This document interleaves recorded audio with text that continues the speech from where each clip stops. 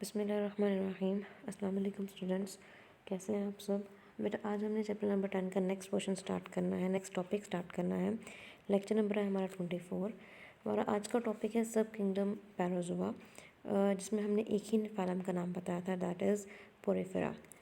Porifera को आपने short questions के लिए तैयार करना है और एमसीक्यूज़ के लिए प्रिपेयर करना है। जैसे कि इस चैप्टर में आपको पहले बता चुकी हूँ कि चैप्टर नंबर 10 जो है वो लॉन्ग के लिहाज से इम्पोर्टेंट नहीं है, बट जो स्टूडेंट्स एमडी कैट की तैयारी करना चाहते हैं या जो स्टूडेंट्स एंट्री टेस्ट की तैयारी करना चाहते हैं उसके लिए चैप्टर नंबर 10 का कंप्लीट नॉलेज, बेसिक जो है किंगडम एनिमेलिया का वो पता होना ज़रूरी है। इसके लिए चैप्टर 10 आप कंप्लीट रीड आउट करोगे।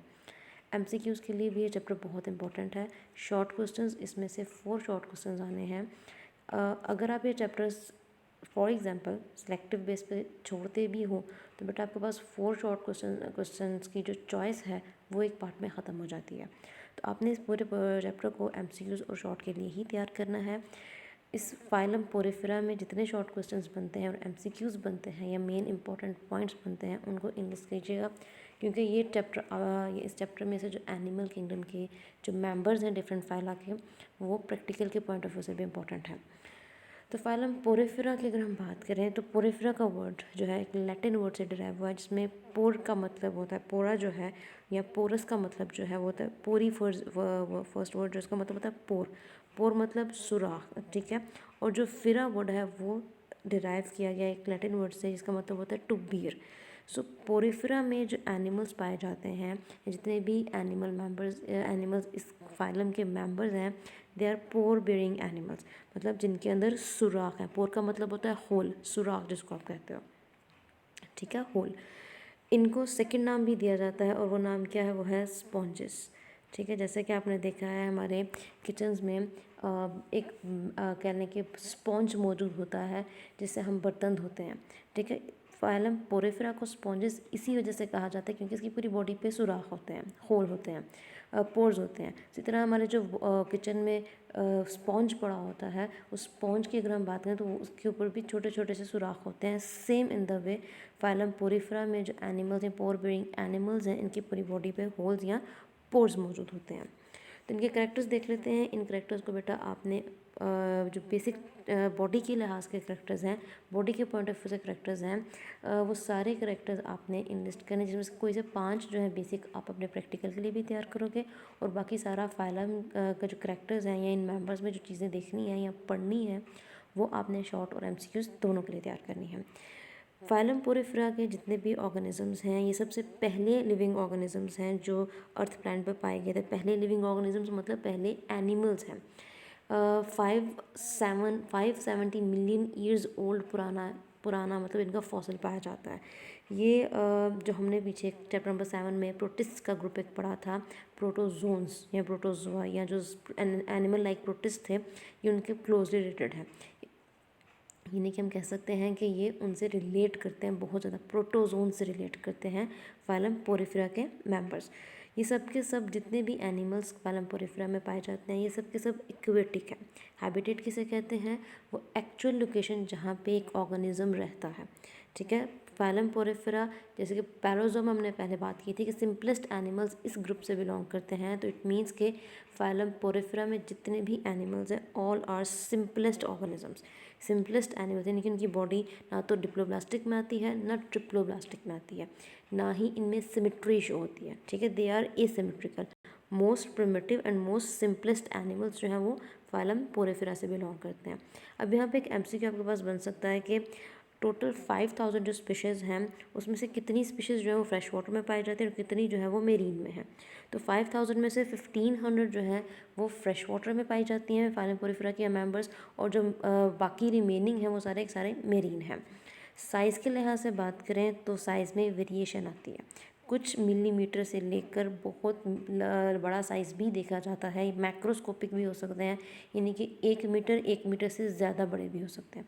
जैसे यहाँ पे एग्जांपल दी हुई है स्काइलोमास्टर जुबीना। ये एक ग्लास स्पॉन्ज होता है जो अंटार्कटिका में पाया जाता है, बैरल ड्रम की शक्ल का होता है, ठीक है। बैरल कहते हैं ड्रम लाइक जो होता है, ड्रम की शक्ल जो होती है, ड्रम लाइक ये होता है, यानी कि बैरल लाइक होता है लेकिन ग्लास स्पॉन्ज, ग्लासी स्पॉन्ज है, इसकी अपीयरेंस जो है वो ट्रांसपेरेंट होती है, लेकिन ये सबसे बड़ा मैक्रोस्कोपिक है ये। सिमेट्री इसमें नहीं है, इट मीन्स ये एसिमेट्रिक है, यानी कि आप इन एनिमल्स को दो इक्वल पार्ट्स में एक लाइन के ज़रिए या एक से ज़्यादा प्लेन्स के थ्रू डिवाइड नहीं कर सकते हो, तो ये एसिमेट्रिकल है, यानी कि सिमेट्री शो नहीं करते हैं। जैसे कि आपको पहला पॉइंट बताया कि इनको हम स्पॉन्जेस कहते हैं, पोर बीरिंग एनिमल्स हैं ये। तो इसकी बॉडी वॉल पर जितने भी पोर्स हैं उनको प्रॉपरली नेमिंग करते हैं। वो पोर्स जिनके ज़रिए पानी बॉडी के अंदर एंटर होगा उनको आप ऑस्टिया कहोगे, ठीक है। और वो पोर्स जिनके ज़रिए पानी बॉडी से बाहर जाएगा उनको हम ऑस्क्यूलम का नाम देते हैं। ये एक इंपॉर्टेंट शॉर्ट क्वेश्चन है, एज अ डिफरेंस भी पूछा जा सकता है कि ऑस्टियो और ऑस्क्यूलम का क्या डिफरेंस है। ऑस्क्यूलम जो है वो इनमें मेन ओपनिंग होती है। जैसे फॉर एग्जांपल अगर हम यहाँ पे एक स्पॉन्ज की बॉडी बनाएं तो इस स्पॉन्ज की बॉडी में जो मेन ओपनिंग होगी वो ये होगी, जिसको हम कहते हैं ऑस्क्यूलम। ये वो ओपनिंग है जहाँ से पानी बॉडी से बाहर जाएगा, जबकि इनकी पूरी बॉडी पे कुछ पोर्स मौजूद होते हैं, कुछ के काफ़ी पोर्स मौजूद होते हैं। इन पोर्स को हम ऑस्टिया का नाम देते हैं, जहाँ से पानी जो है वो बॉडी के अंदर एंटर होगा। उसके अलावा इनके अंदर एक ही कैविटी इनकी पूरी बॉडी में मौजूद होती है, जिसको हम स्पॉन्जोसील कहते हैं, जो आगे फर्दर डिवाइडेड होती है फ्लैजिलेटेड चैम्बर्स में और कैनाल्स में। और ये चैम्बर्स और कैनाल्स जो हैं इनकी लाइनिंग हुई होती है कुछ सेल्स से, उनको हम कहते हैं क्वेनोसाइट्स। इन क्वेनोसाइट्स के ऊपर फ्लैजिला मौजूद होता है, दैट्स वाई इनको हम फ्लैजिलेटेड क्वेनोसाइट्स कहते हैं। उसके बाद क्योंकि हमने कहा कि एनिमल्स बहुत सिंपलेस्ट होते हैं, इनके अंदर टिश्यूज़ की ऑर्गेनाइजेशन नहीं होती, डिप्लोब्लास्टिक नहीं है, ट्रिप्लोब्लास्टिक नहीं है। सेल्स होंगे इनके अंदर, हम ये नहीं कहेंगे सेल्स नहीं है, बहुत सारे सेल्स होंगे, इट मीन्स ये मल्टी सेलुलर हैं। बट द पॉइंट इज़ कि इनके सेल्स जो है वो ऑर्गेनाइज नहीं होते हैं। सो ये सिंपलेस्ट है, ठीक है। यानी कि ऑर्गेनाइज नहीं है मतलब टिश्यूज़ नहीं है, ऑर्गन्स नहीं है, ऑर्गन सिस्टम्स नहीं है, सिंपलेस्ट सेल्स इनके अंदर होते हैं। अगर आप इनकी बॉडी वॉल की बात करो, इनके ओवरऑल बॉडी वॉल की बात करें तो इनकी पूरी बॉडी जो है वो दो लेयर्स पे मुश्तमिल होती है। एक है पिनेकोडर्म जो कि बाहर वाली लेयर होती है, और एक है कॉनोडर्म जो कि अंदर वाली लेयर होती है। पिनेकोडर्म जिन सेल्स की बनी हुई होती है उनको हम पिनेकोसाइट्स कहते हैं, और क्वेनोडर्म जिन सेल्स से बनी हुई होती है उनको हम कहते हैं क्वेनोसाइट्स, ठीक है। ये फ्लैजिलेटेड कॉलर सेल्स होते हैं, और इन दोनों के दरम्यान में एक जेल लाइक मटेरियल प्रेजेंट होता है, उसको हम कहते हैं मेसेनकाइमा, जो कि अमीबॉइड सेल्स और स्पिक्यूल्स का बना हुआ होता है। अब ये स्पिक्यूल्स क्या चीज़ है? स्पिक्यूल्स कहते हैं कांटे नुमा, ठीक है, कांटे की तरह की चीज़ होती है। इनको हम स्पॉन्जिन फाइबर्स भी कह सकते हैं। इनकी बॉडी वॉल के लिहाज से अगर हम यहाँ पे स्केच आउट करने की कोशिश करें तो जैसे मैं यहाँ पे एक लेयर बना रही हूँ, ये आउटर लेयर है, ये लेयर सेल्स पे बनी हुई होती है, ठीक है। इसकी पूरी ये लेयर जो है, जो कि हम लेयर कंसिडर कर रहे हैं, लेकिन ये लेयर जो है ये सेल्स पे बनी हुई होती है, ठीक है। इस तरह से सेल्स मौजूद होते हैं। उसके बाद इसको हम आउटर लेयर का नाम देते हैं। ये सेल्स क्या हैं? ये सेल्स पिनेकोसाइट्स हैं। इस लेयर को आप पिनेकोडर्म का नाम दोगे। इसके अंदर वाली जो लेयर होगी वहाँ पे भी सेल्स मौजूद हैं, लेकिन डिफरेंस क्या है कि ये सेल्स जो है ये फ्लैजिलेटेड होते हैं, ठीक है। इस तरह से इनके ऊपर फ्लैजिला प्रेजेंट होता है। मैंने यहाँ पे भी सिर्फ 3-4 ही बनाए हैं, पर ये काफ़ी ज़्यादा सेल्स होते हैं। ये जितने भी स्पॉन्जेस हैं, आप पोरिफेरा में जिस भी एनिमल के नाम लोगे, जिस भी स्पॉन्ज का नाम लोगे, एक चीज़ हमेशा याद रखिएगा, ये एनिमल्स फाइलम पोरिफेरा में जितने भी एनिमल्स पाए जाते हैं ये मूव नहीं कर सकते, ठीक है। ये सिसाइल होते हैं। सिसाइल का मतलब क्या है? ये रॉक के साथ अटैच होंगे या किसी ऑब्जेक्ट के साथ अटैच्ड होंगे, लेकिन ये अपनी जगह से मूव नहीं करेंगे, ठीक है। अब ये मूव नहीं कर सकते हैं तो अपना फूड कहाँ से लेते हैं, अपनी खुराक कैसे लेते हैं? ये न्यूट्रिशन के लिए डिपेंड करते हैं वाटर करंट्स पे, ठीक है। उन पानी की लहरों के साथ जो फूड आएगा उस फूड पे ये डिपेंड करते हैं, उस फूड से ये अपनी न्यूट्रिशन लेते हैं। अब वो फूड कैसे इन तक आता है? जैसे कि हमने कहा कि क्वेनोडर्म में क्वेनोसाइट्स से बनी हुई है। क्वेनोसाइट्स वो सेल्स हैं जो फ्लैजिलेटेड होते हैं। तो ये फ्लैजिला जो है इसकी मूवमेंट की वजह से पानी के अंदर, पानी की लहरों में वेव या कहने के करंट जो है वो बनती है। जब ये फ्लैजिला लाइक दिस वे जब मूव करते हैं तो पानी के अंदर जो करंट बनेगी या जो वेव बनेगी, उस वाटर करंट के अलॉन्ग जो फूड मतलब छोटे छोटे से फूड पार्टिकल्स, छोटे एनिमल्स जो उसकी सराउंडिंग पे प्रेजेंट होते हैं, जब वो मूव करेंगे उस फ्लैजिला की मूवमेंट की वजह से, तो ये स्पॉन्जेस जो है उनको इनगल्फ कर लेते हैं, ठीक है। उनको ट्रैप करके उनको कहने के उनको इनगल्फ कर लिया जाता है और फिर उसको डाइजेस्ट कर लिया जाता है। तो अगर हम न्यूट्रिशन के लिहाज से बताएं तो इनका जो 20% फूड है वो होता है जू प्लांक्टन्स पे और फाइटो प्लांक्टन्स पे। जू प्लांक्टन्स, जू टर्म यूज़ हो रही है यहाँ पे बेटा एनिमल्स के लिए, और फाइटो यहाँ पे टर्म यूज़ हो रही है प्लांट्स के लिए। लेकिन जो टर्म है प्लांक्टन ये यूज़ होती है ड्रिफ्टिंग एनिमल्स के लिए। ड्रिफ्टिंग एनिमल्स क्या चीज़ हैं? स्मॉल एनिमल्स, छोटे छोटे से एनिमल्स, छोटे छोटे से प्लांट्स जो हैं जो पानी में मूव कर रहे होंगे या पानी के अंदर पानी की गहराई में मौजूद होंगे, उनको हम कहेंगे। ठीक है, तो 20% फूड जो है वो इन एनिमल्स और प्लांट्स में प्रेजेंट होता है, जबकि 80% फूड जो है वो डिट्राइटल ऑर्गेनिक पार्टिकल्स पे होता है। यानी कि पानी में कुछ organic particles, dead animals, dead plants, या जो छोटे छोटे से एनिमल्स जो डेड हो चुके होते हैं, जिनको आप कह सकते हो कि डिकम्पोज हो रहे होते हैं, वो डिट्राइटल ऑर्गेनिक पार्टिकल्स होते हैं। 80% का फूड जो है वो भी होता है। तो वो ऑर्गेनिक पार्टिकल्स या स्मॉलेस्ट एनिमल्स या प्लांट्स जो इस एरिया में इर्द गिर्द पाए जाएंगे, ठीक है, इस एरिया में पाए जाएंगे, इन फ्लैजिला की मूवमेंट या इस साइड पे भी प्रेजेंट होंगे, तो इन फ्लैजिला की मूवमेंट की वजह से वाटर करंट्स बनेंगी। उन करंट्स के अलॉन्ग ये फूड जो है वो मूव करेगा। यानी कि इन करंट्स के अलॉन्ग जो पानी ने फूड ने मूव करना है, तो स्पॉन्जेस के साथ क्या करेंगे, उनको ट्रैप कर लेंगे, उनको पकड़ लेंगे और फूड जो है वो इनगल्फ कर लेंगे। वो फूड वहाँ से कहाँ पे एंटर होगा, स्पॉन्जेस की जो बॉडी कैविटी है, जिसको आप स्पॉन्जोसील का नाम दे रहे हो, इस बॉडी कैविटी में एंटर होगा ऑस्टिया के थ्रू। ठीक है, ऑस्टियो कहाँ पे प्रेजेंट है, ऑस्टिया बॉडी वॉल में प्रेजेंट है। यहाँ पे जो ऑस्टिया प्रेजेंट है, इन पोर्स के ज़रिए वो फूड जो है वो स्पॉन्जोसील, जो कि कैविटी है, खाली जगह है इनके अंदर, वहाँ पे ट्रांसफ़र किया जाएगा। वहाँ पे फूड जो है फिर फ्लैजिलेटेड सेल्स जो कि कोनोसाइट्स हैं, वो उसको इंजेस्ट करेंगे। इंजेस्ट करने के बाद डाइजेस्ट करके उससे न्यूट्रिशन ले ली जाती है। यहाँ पे आपकी हेल्प के लिए स्पॉन्ज का मैंने यहाँ पे एनाटॉमी शो की है। ये जो है ये ऑस्क्यूलम है, जो कि एक ही बॉडी है, एक ही ओपनिंग है जहाँ से पानी बाहर जाएगा। ये आपको नज़र आ रहा है, ये सेंट्रल कैविटी है। इसकी सराउंडिंग पे आप ये देख सकते हैं, ये ऑस्टियो हैं जो कि बहुत ज़्यादा पोर्स होते हैं, पूरी बॉडी में प्रेजेंट होते हैं, इनकी बॉडी वॉल में। सेंट्रल कैविटी क्या है, स्पॉन्जोसील। ठीक है, आफ्टर दैट ये कॉलर सेल्स हैं जिन पर आपको फ्लैजिला नज़र आ रहा है, इनको हम क्वेनोसाइट्स कहते हैं। ठीक है, और यहाँ पे जो एपिडर्मल सेल्स की लेयर नज़र आ रही है, दीज आर बेसिकली पिनेकोसाइट्स। और इसके अंदर ये पोर्शन जो आपको जहाँ पे एमीबॉइड सेल्स नज़र आ रहे हैं, ये मेसेनकाइमा है। ठीक है, ये देख लें, ये ऑस्टियो है। ऑस्टियो क्या है, ये पोर है। और ये है इनके अंदर स्पिक्यूल्स। स्पिक्यूल्स क्या होते हैं, कांटे की तरह के होते हैं। जैसे आपको बताया, जेल लाइक गिलेटिनस मेसेनकाइमा होता है, जिसके अंदर एमीबॉइड सेल्स होते हैं, दीज वंस। ठीक है, और उसके अलावा स्पिक्यूल्स होते हैं, जो कि कांटे नुमा का स्ट्रक्चर होता है। ये स्ट्रक्चर बेटा आपने ड्रॉ नहीं करना, लेकिन इस चीज़ को जो आपकी बुक पे मेंशन है उसको क्लियर आउट करने के लिए ये स्ट्रक्चर आप बुक पे ड्रॉ कर लीजिएगा, लेकिन एज अ शॉर्ट क्वेश्चन ये आपने डायग्राम नहीं करनी है। नेक्स्ट करेक्टर, जैसे कि हमने कहा कि इनके अंदर बहुत सारे सेल्स मौजूद हैं। ठीक है, जितने भी स्पॉन्जेस हैं, they are compose of many kinds of cells, लेकिन इनके सेल्स किसी भी टिश्यू में, ऑर्गन सिस्टम में ऑर्गेनाइज नहीं है। इट मीन्स कि इनके अंदर किसी भी तरह का प्रॉपर सिस्टम प्रेजेंट नहीं है। कोई डेफिनेट ना तो एक्सक्रीटरी सिस्टम पाया जाता है, ना रेस्पिरेटरी, ना सर्कुलेटरी ऑर्गन्स हैं। इट मीन्स ना तो रेस्पिरेटरी सिस्टम होगा, ना सर्कुलेटरी ऑर्गन होंगे, और एक्सक्रीटरी ऑर्गन्स भी इनके अंदर नहीं होते। इनके अंदर नर्वस सिस्टम भी नहीं है, यानी कि इनका ब्रेन, इनका स्पाइनल कॉर्ड, ये चीज़ें इनके अंदर मौजूद नहीं होती। एक्सक्रीटरी सिस्टम नहीं है, तो ये वेस्ट प्रोडक्ट को कैसे अपनी बॉडी से रिलीज़ करते हैं, वेस्ट प्रोडक्ट को ये डिफ्यूज़ आउट करते हैं। ठीक है, बॉडी वॉल के ज़रिए भी डिफ्यूज़ आउट कर सकते हैं, या ऑस्क्यूलम के ज़रिए, जो इनकी सिंगल कैविटी, सिंगल ओपनिंग है, उसके ज़रिए भी डिफ्यूज़ आउट कर सकते हैं। नर्वस सिस्टम नहीं है, लेकिन इनके अंदर न्यूरोसेंसरी या न्यूरॉन सेल्स जो हैं वो मौजूद होते हैं।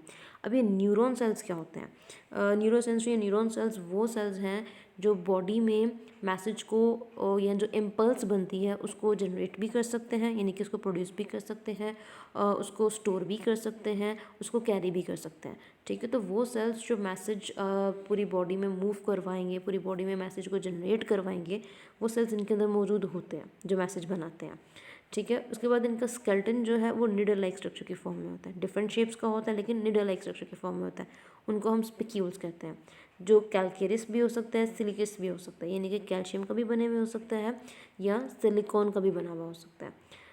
बाथ स्पॉन्ज जो होता है उसका स्केलेटन जो है वो स्पॉन्जिंग फाइबर्स की तरह का होता है, स्पॉन्जिंग फाइबर्स की तरह का होता है, यानी कि कांटे नुमा की तरह का होता है।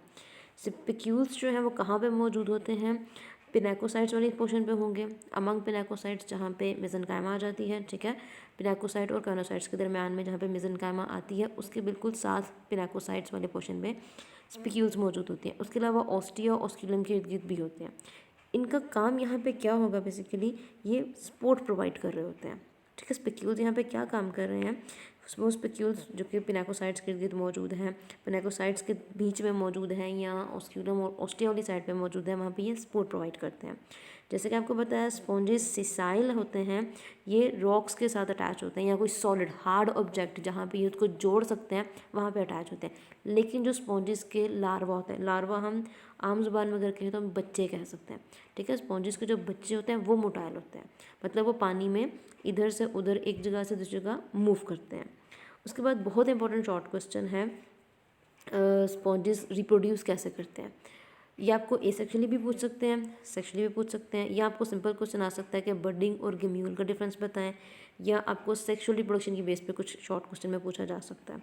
तो बहुत इंपॉर्टेंट इनका करेक्टर है ये कि ये एसेक्सुअली भी रिप्रोड्यूस कर सकते हैं, सेक्सुअली भी कर सकते हैं।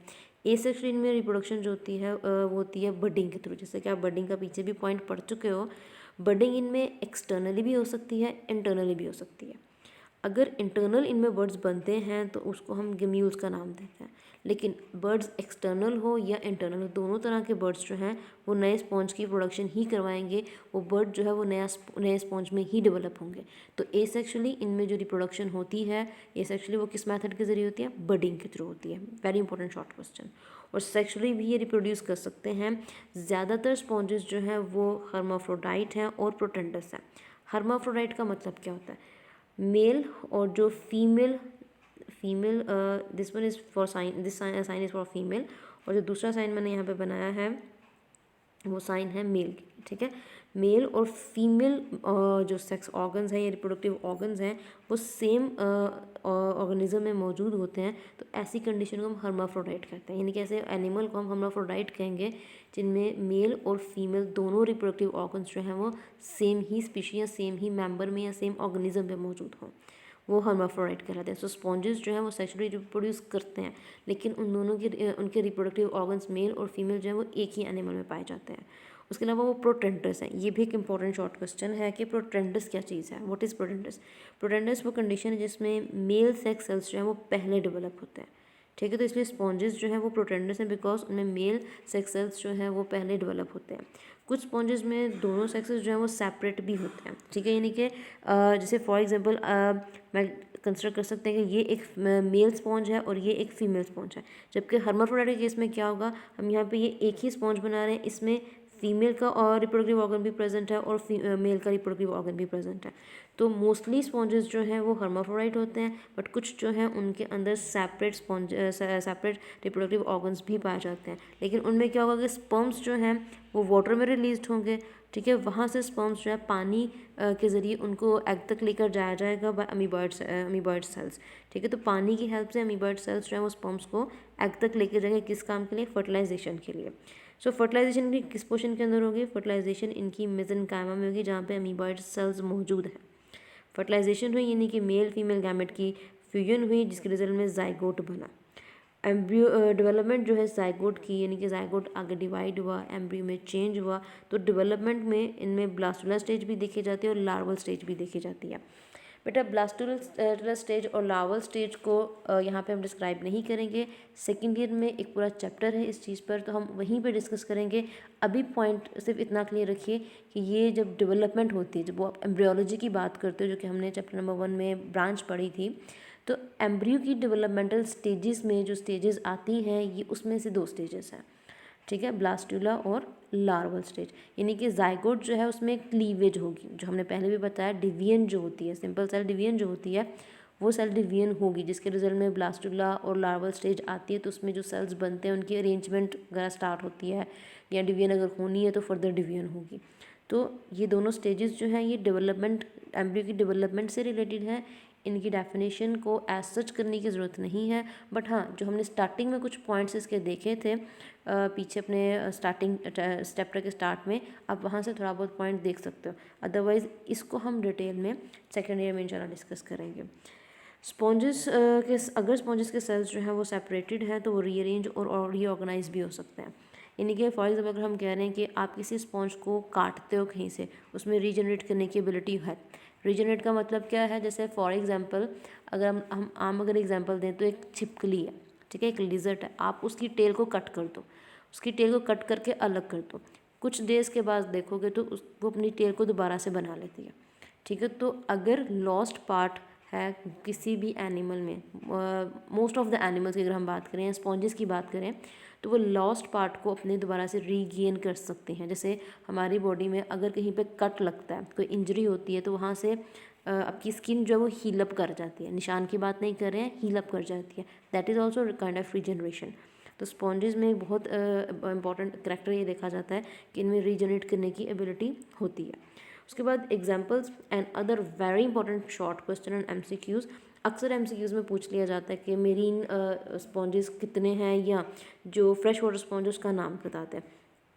साइकोन, निकोसिलेनिया और जो अप्लिक्टिकला है, ये 3 स्पॉन्जेस, साइकोन, निकोसिनेलिया और अप्लिक्टेला, ये तीनों मेरीन स्पॉन्जेस हैं। एक टिपिकल मेरीन स्पॉन्ज की बात करें तो साइकोन है, निकोसिनेलिया, इसको हम ब्रांच स्पॉन्ज भी कहते हैं क्योंकि इसके अंदर बड़ी बड़ी सी सीधी इरेक्ट ट्यूब्स मौजूद होती हैं। ग्रुप ऑफ इरेक्ट ट्यूब्स हैं, इसलिए हम इसको ब्रांच स्पॉन्ज भी कहते हैं। और जो अप्लिक्टेला है, ये एक बहुत ही ब्यूटीफुल और डेलिकेट सा स्पॉन्ज है। एक ग्लासी फ्रेमवर्क का, ग्लासी मटेरियल का बना हुआ होता है, यानी कि ग्लासी अपीयरेंस होती है। इसको हम वीनस फ्लावर बास्केट भी कहते हैं। बेटा ये जो वीनस फ्लावर बास्केट है, ये इंपॉर्टेंट MCQ में भी आ जाता है। तो आपने एग्जाम्पल्स को शॉर्ट के लिए और MCQs के लिए और MD कैट के लिए बहुत अच्छी तरह से तैयार करना है। लास्ट इसमें जो 3-4 एग्जाम्पल्स दी गई हैं, उसमें सिर्फ एक ही है जो फ्रेश वाटर स्पॉन्ज है, दैट इज़ स्पॉन्जिला। आपके साथ कुछ ये इमेजेस शेयर की हैं जो आपकी बुक पे भी गिवन है। स्पॉन्जिला की है, लिकोसिलिनिया की है, अप्लेक्टिला की है और स्काइफा यानी कि साइकॉन की है। तो ये इमेजेस बेटा देख लीजिए। आपने इमेजेस ड्रॉ नहीं करनी, लेकिन हाँ प्रैक्टिकल में हम जब करेंगे तो हम वहाँ पे ये इंशाल्लाह इनके स्पेसिमेंस देखेंगे। ये लिकोसिलिनिया की डायग्राम है। डायग्राम आपने करनी नहीं है, सिर्फ आपको यहाँ पे ऑस्क्यूलम और ऑस्टियम की मेन, ऑस्टियम मतलब ऑस्टिया, ऑस्टियम एक के लिए और ऑस्टिया ज़्यादा के लिए, स्पॉन्जोसील वगैरह की या बड वगैरह की चीज़ें इमेजेस दिखाने के लिए इमेज मैंने ऐड की है। ये पूरा टॉपिक जो है बेटा आपने एज अ शॉर्ट ही तैयार करना है, ठीक है। उसके बाद very important and other short question, that is importance. Importance क्या है? सिंथेटिक मटेरियल से बहुत सारे आर्टिफिशियल स्पॉन्जेस बनाए गए, लेकिन स्टिल जो नेचुरल स्पॉन्जेस मौजूद हैं उनकी डिमांड ज़्यादा है, क्योंकि कमर्शियल बेसिस पर अगर हम बात करें तो बहुत सारे डिफरेंट एरियाज़ में स्पॉन्जेस जो हैं उनकी डिमांड है, वो यूज़ भी हो रहे हैं। तो अगर हम बेस्ट कमर्शियल स्पॉन्जेस के लिहाज से बात करें तो मेडिटेरेनियन सी के अंदर जो वार्म वाटर एरिया है या वार्म वाटर्स जो है, वहाँ पे बेस्ट कमर्शियल स्पॉन्जेस मिलते हैं जिनको बहुत सारे डिफरेंट पर्पसेस के लिए इस्तेमाल किया जाता है। जैसे अगर हम स्पॉन्जेस के स्केलेटन के लिहाज से बात करें तो इनको बाथ स्पॉन्ज के तौर पे इस्तेमाल किया जाता है एज वॉशिंग के लिए, बाथिंग के लिए, ठीक है। उसके अलावा इनमें फ्लूइड को, किसी भी तरह के फ्लूइड को एब्जॉर्ब करने की एबिलिटी बहुत ज़्यादा होती है। तो उस एबिलिटी की वजह से इनको सर्जिकल ऑपरेशंस में यूज़ किया जाता है, ब्लड को ब्लड को एब्जॉर्ब करने के लिए या जो फ्लूइड है उसको एब्जॉर्ब करने के लिए। बेसिकली इन स्पॉन्जेस की स्केलेटन से ना कपड़ा बनता है एक तरह का, ठीक है। आप कह रहे हैं यहाँ एक तरह का वो टिश्यू लाइक मटेरियल बन सकता है जिसको फ्लूइड या उस ब्लड को या उस वाटरी मटेरियल को एब्जॉर्ब करने के लिए इस्तेमाल किया जा सकता है। तो इसकी एब्जॉर्बिंग एबिलिटी की वजह से इसको सर्जिकल ऑपरेशंस में भी यूज़ किया जाता है, और उसके अलावा साउंड प्रूफ रूम्स या जिन बिल्डिंग्स में, जिन कमरों में हमने साउंड एब्जॉर्प्शन का काम करना हो, साउंड को एब्जॉर्ब करवाना हो, वहाँ पे साउंड प्रूफ मटेरियल के तौर पे भी स्पॉन्जेस जो है इस्तेमाल होते हैं। तो इम्पोर्टेंस में बेटा आप लोगों ने ये 3 मेन पॉइंट्स हैं जो आपने as a important short question तैयार करने हैं, ठीक है। वो क्या है? वॉशिंग और बाथिंग के लिए यूज़ होता है, सर्जिकल ऑपरेशंस में फ्लूइड और ब्लड को एब्जॉर्ब करने के लिए इस्तेमाल होता है, और बिल्डिंग्स में साउंड एब्जॉर्प्शन के तौर पर भी इसको इस्तेमाल किया जाता है, ठीक है। तो ये था बेटा फाइलम पोरिफेरा। इसको बहुत अच्छी तरह से शॉर्ट इसमें से आपने तैयार करने हैं। आपके पास brain up to date available है, उसमें से इस टॉपिक में जितने शॉर्ट क्वेश्चंस आए हैं बेटा वो आपने अच्छी तरह से तैयार करने हैं। थैंक यू क्लास, अल्लाह हाफिज़।